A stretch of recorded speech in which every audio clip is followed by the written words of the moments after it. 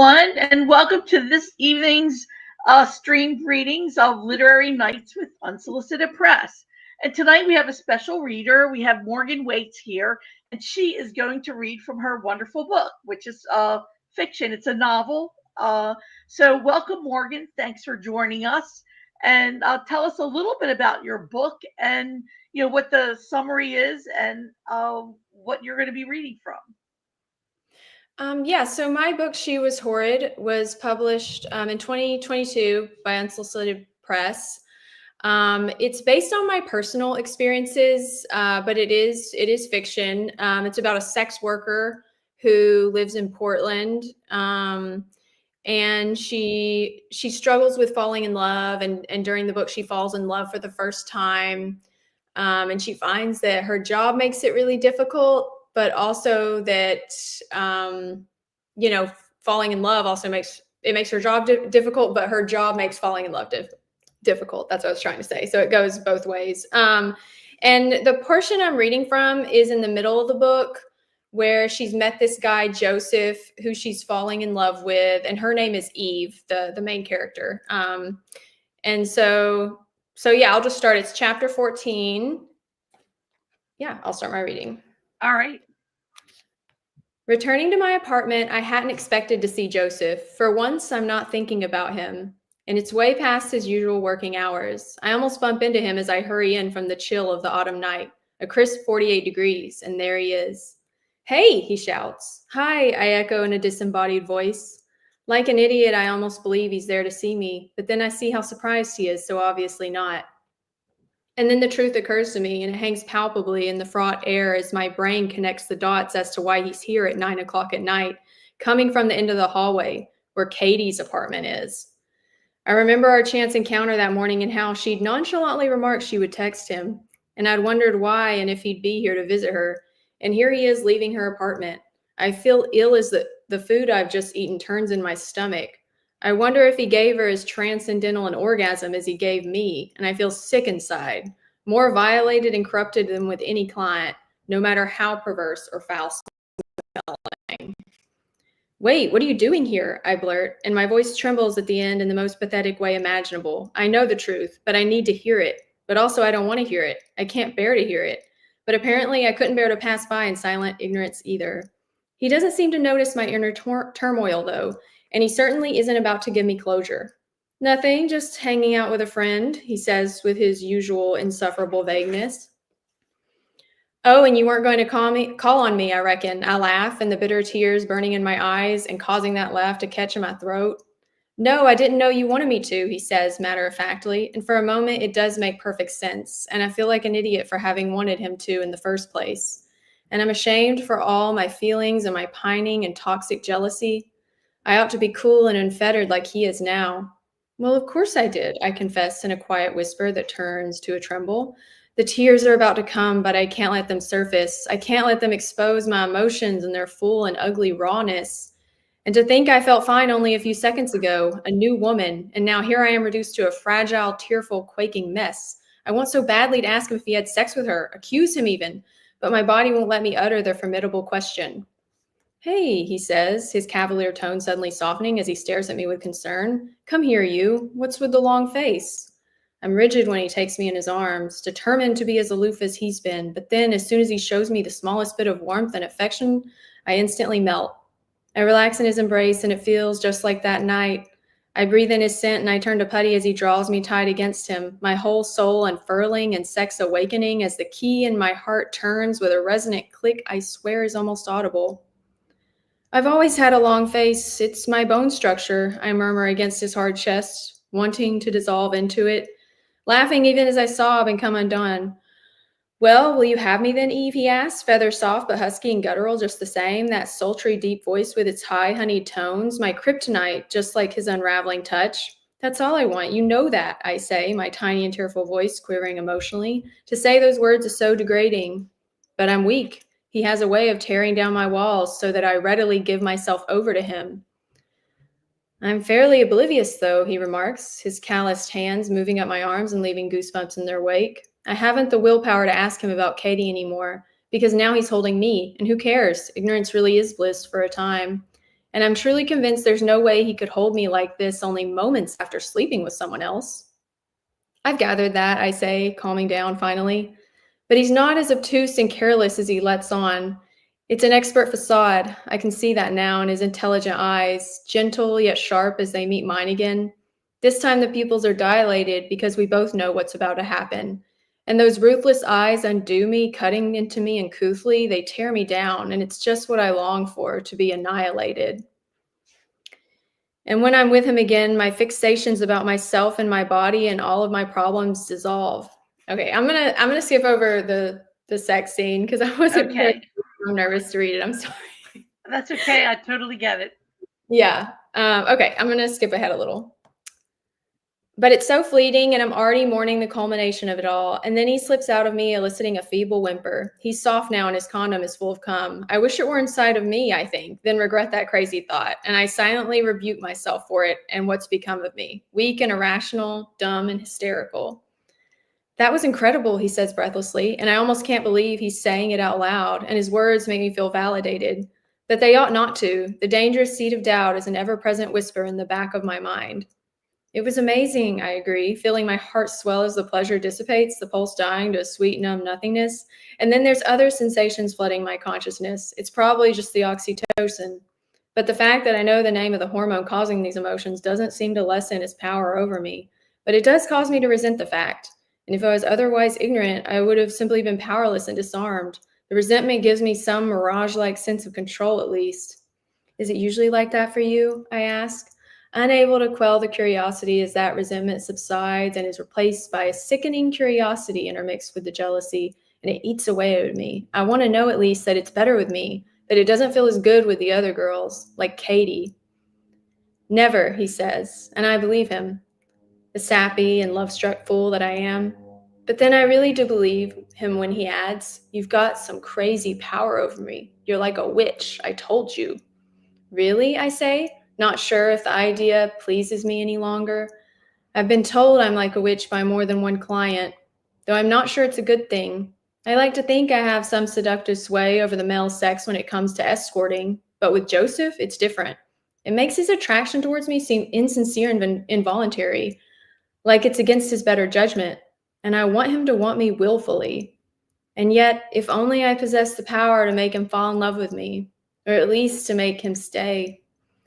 I'm going to get this thing off me, he says, getting up and bounding from the bed with acrobatic nimbleness. I watch the muscles on his back and even his buttocks ripple as he moves. He catches me staring, and even though he was inside of me a mere minute ago, I feel ashamed that he's caught me, and I blush. Come back here, handsome, and stay a while. Hold me. If you insist, missus, I'm at your service. He obliges and spoons me, and it's even more delicious than the sex, I think. After some time, he says with a yawn, I really ought to leave soon. But he doesn't budge, and I know it's an imminent thing and will happen soon, too soon. Wait, I have something to tell you, a secret. Oh, he asks, intrigued. My stomach flutters nervously. I have to tell him, basking in the afterglow of sex, he cannot hate me, even if he doesn't have the same flood of hormones surging through his veins like I do. While gazing at him, I'm resolved that I'm not going to tell him about all the sex work. No, I'm going to quit all that. I can do anything. I can be anything. As long as I'm with him. And I earnestly believe that in this golden moment. But I have a different secret to tell him. You're going to think I'm crazy. Go on, don't increase my suspense, he says, his eyes twinkling as they gaze into mine. I love you, Joseph. I really think I love you, and I don't know why, but you do something to me. And then that lively, loving twinkle dies. You're right. That is crazy, he agrees, in a voice that is actually quite taciturn given the context. His muscles tense around me suddenly. Then he begins to retreat. You really should stop that, Eve. Oh, right. I shouldn't have feelings, I say defensively, already irreparably wounded.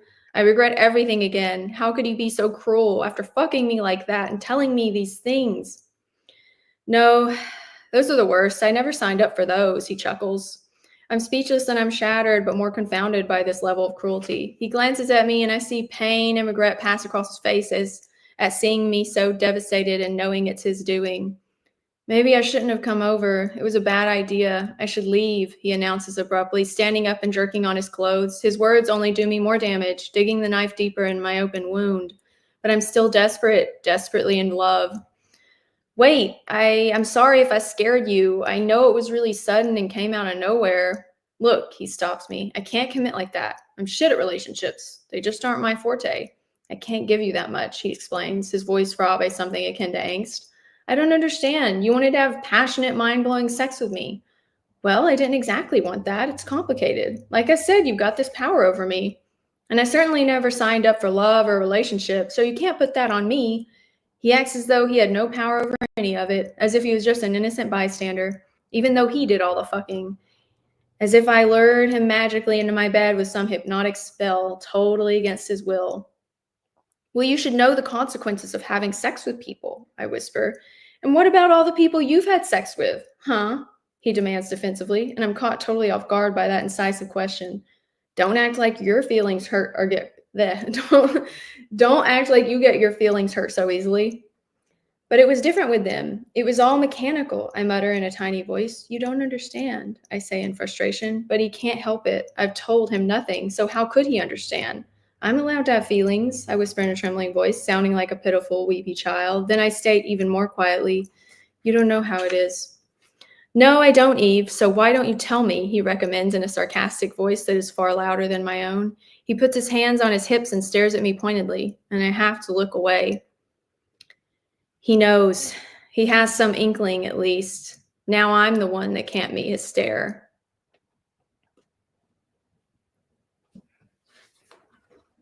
What a great snippet of this novel. It sort of definitely leaves the reader wanting more. So, talk about this novel. Like, how long did it take you to write, and how did you come to write this particular? Because that's a very tense. I mean, the tension in that scene ratchets up pretty high. Mm-hmm. And each character doesn't know what the other character really wants. So, talk about how you managed to do that as well. Yeah, so I think the book I wrote somewhere between 3 and 6 months. That's how long I usually take to write a novel. Of course, it needed a lot of editing, and thankfully, the publisher helped. Unsolicited Press helped a lot with that. But yeah, it was like a 3 to 6 month long process, and I was in the midst of doing sex work at the time when I wrote the book, and I viewed it as something kind of cathartic, to write about. But I also had recently had my heart broken by a man. His name wasn't Joseph, but Joseph is inspired by that man. So I think I sort of used the book as like a cathartic thing to kind of put out all my frustrations, my own confusion that was never resolved, to try to figure out myself and that man and through these characters. So, what was your? Did you like build character bios, even though it's semi-autobiographical? Did Mm-hmm. you build character bios and give each one, memories and idiosyncrasies and stuff, or did you just one day sit down and hear, like, some people hear a voice? I sometimes hear the Mm-hmm. voice of the story. So was it like that? Like, what was your process like? Yeah, I don't think I did character bios for this book because it was so much like auto fiction. I would usually write a lot of notes about the characters and the setting and the plot beforehand in like a notebook. I like to write by hand my notes and stuff. With this book, though, it kind of just flowed out of me. Yeah, which doesn't It was happen a meant lot to of be times. born. It seems it was meant Yeah. to be born. But I Yeah. think I might have written down what Eve looked like because she doesn't look like me in my head when I wrote it. I wanted to be Ah, somewhat distanced from the protagonist, from the narrator. mhm. Yeah, so I did do that. So, tell me about your writing process on other projects. Are you like a daily disciplined writer? Do you take credit? Like, what is your process when you're actually sitting down to write? Yeah, I like writing novels, but unfortunately, I'm not always writing a novel because it takes time to get ideas. And Mhm. so a lot of months I'll spend maybe working on a short story or not writing at all. But when I have a novel in mind and I'm drafting it, I'm writing every day, particularly in the morning. I like to carve out an hour while I'm having my coffee, and I aim for 600 words, which is approximately one page, single spaced. And I almost always hit that goal because it's become so routine to me, and it's so rewarding to hit that goal every day. Wow, that's really impressive. 600 words a day. That's really impressive and Yeah, inspiring.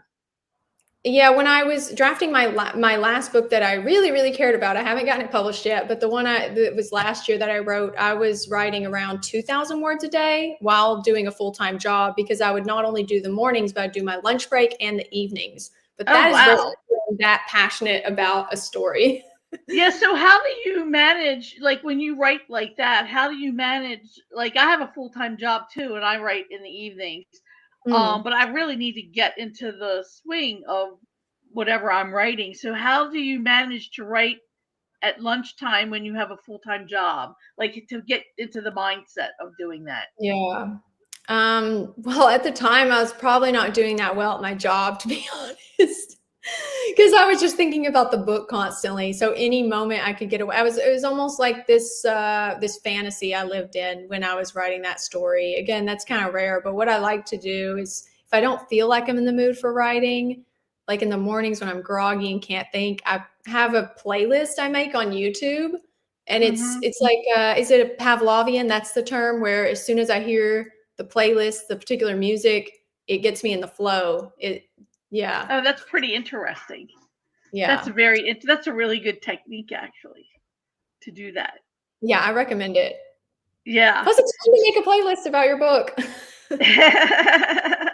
No, I understand. I'm kind of like you. I have a 30-minute walk to work, and on that walk to and from, I'm like, who is character's name? What does this character like? And I'm crossing streets, probably like, not even in the world because I'm in the world of whatever character happens to be living in my head at that time. I So I love that. totally get thinking about the I would novel probably hit all a the sign time. though, because I get so oblivious. If I was trying to walk at the same time to avoid traffic, that could be bad. Yeah, well, I've nearly been run down twice. Oh my god. But I can't help it. It's just, as soon as I leave my job and I'm on that walk, it's like Pavlovian. Who is Yeah. Kesar? What is he like? What's his favorite food? you know, what happened to him when he was 10, kind of thing. So, yeah. So how long did it took you, just a couple of months to write this book? What was the editing process like? Yeah, I Because think it it was. sounds like you get the draft of Discovery down and then you go back and polish and layer. Hmm. Yeah, I like to wait like a couple weeks after finishing a draft. I don't go right into editing as soon as I hit, the end. I don't like immediately go into editing. I'll wait like a couple weeks and take a breather. I don't know why. I don't know why. It just is hard for me to go straight from drafting into editing, mainly because I hate editing.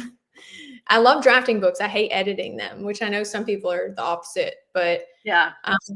yeah, I usually will just read through the book a couple times, and try to catch any typos and try to think about how the sentences flow, and add notes in Microsoft Word. That's what I use for drafting and editing, is Microsoft Mhm. Word. But because I'd never been published before and I didn't really understand the editing process as well when I wrote this book, I did rely heavily on the publisher to help me out. Like when I sent the draft in, there were a lot of mistakes in there that I didn't realize. Hopefully, over the years, I've improved a lot in my editing. I think it helps me too. Now I read it out loud when Yes, that's a I'm on my, very good technique. I yeah. do the same thing. Yeah, it helps so much. I did that on my recent manuscripts. I read them out loud on the second read through. The first read through, it's usually a lot of it is garbage. So I'm just kind of trying to fix a lot of the typos and stuff that are very, very, glaring. But yeah, on the second or third read through, I like to read it out loud. Yeah, that's a very good technique to do, because then when you read it out loud, those clunky sentences just jump out, and then you Hmm. fix them and stuff like that. Yeah. So what advice, like a lot of people who are new, like the way this stream reading works is it lives on YouTube and uh Instagram, but a lot of people come back and listen to it. And I also post it everywhere, and so does Unsolicited Press.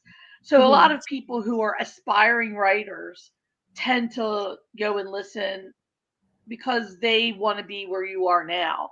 So, Mhm. what advice do you have to aspiring writers in addition to read everything? Write every day.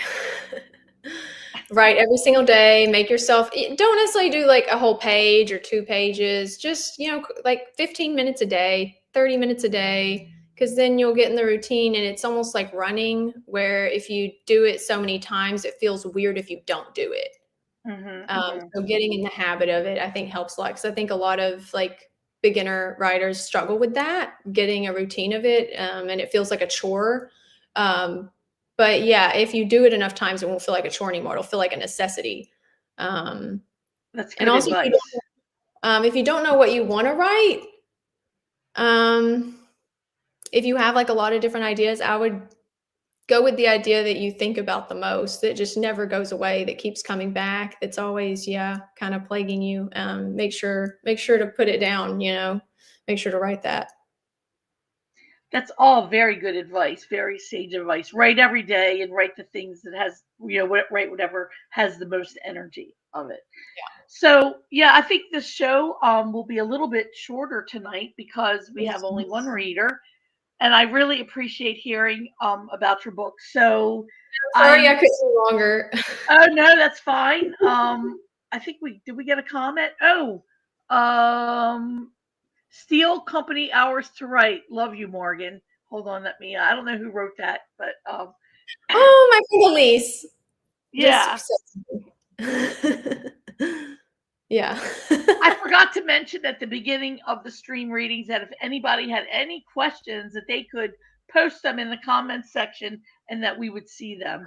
So thank you, Elise Lesage, for actually posting that comment that we could see. Um, so I think that's it for this evening. I want to thank everyone for joining.